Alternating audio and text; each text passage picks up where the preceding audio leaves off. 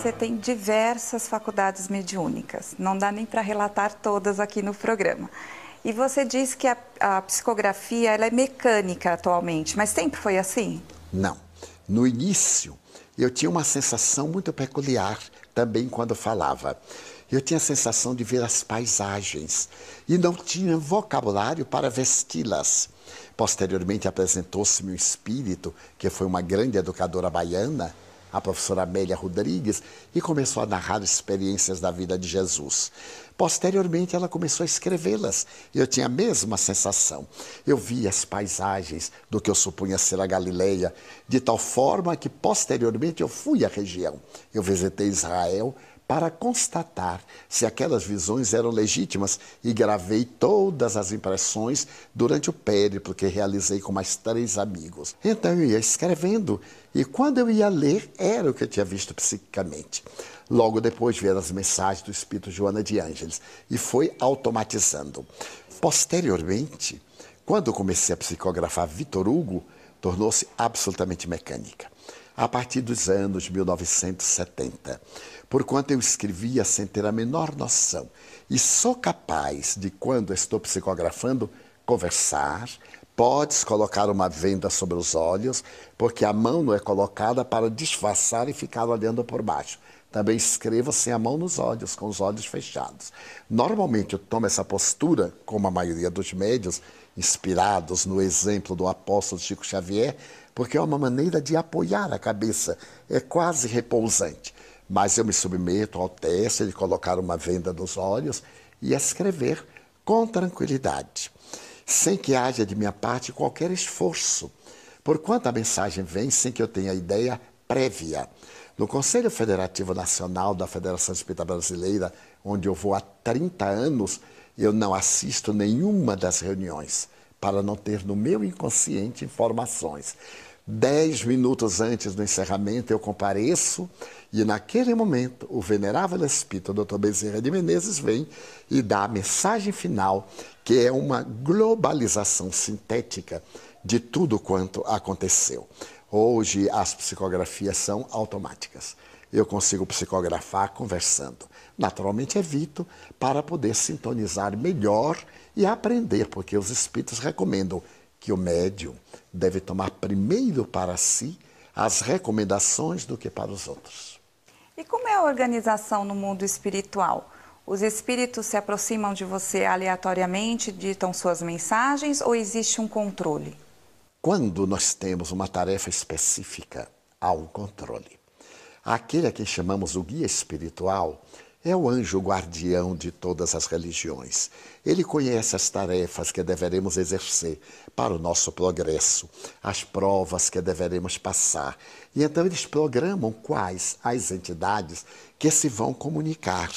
E estabelecem horários, mesmo nas reuniões mediúnicas de que eu participo, enquanto escrevo, sinto-me fora do corpo, acompanho todas as comunicações e comento-as. Depois, em nosso grupo, que é um grupo de 30 pessoas, em 2 reuniões diferentes. É tão curioso esse trabalho que oportunamente um espírito falou-me que desejava escrever um pequeno livro.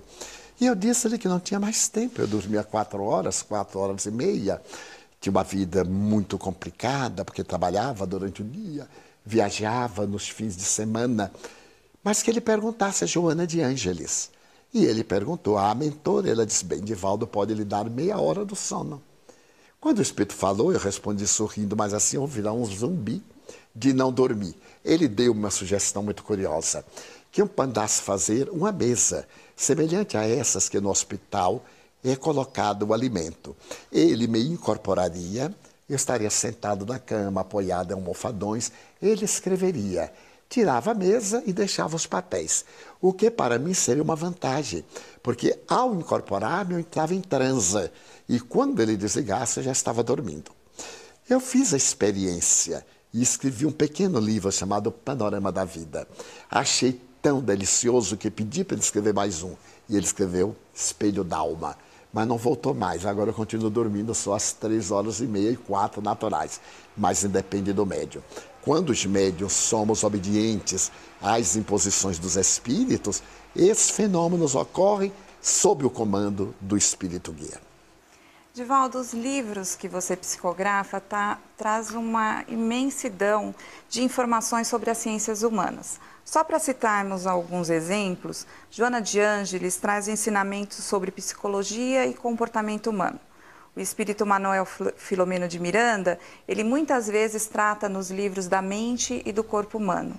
E a Amélia Rodrigues, ela aborda a situação política, social e econômica da época de Jesus.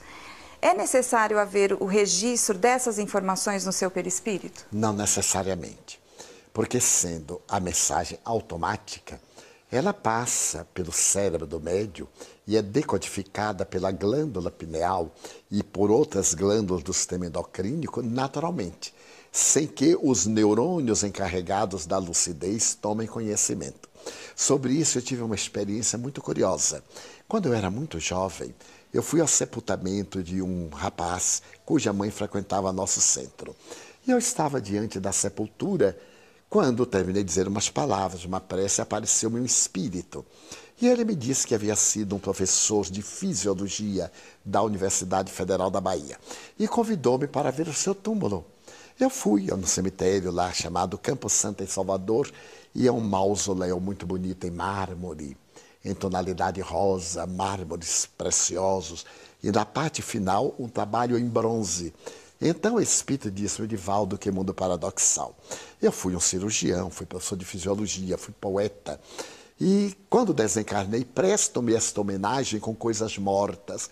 Ideal seria que fizesse um centro cirúrgico em minha memória para salvar vidas. A partir daí ficamos amigos e ele me apareceu para dar-me aulas. Durante um ano, ele me deu aulas de fisiologia, que eu não entendia absolutamente nada, porque eu não tenho nenhuma cultura acadêmica, eu sou professor primário de escola fundamental para ensinar no interior, horticultura, jardinagem. Depois ele me deu aulas de anatomia, e eu dizia, meu irmão, não perca seu tempo, eu não entendo absolutamente.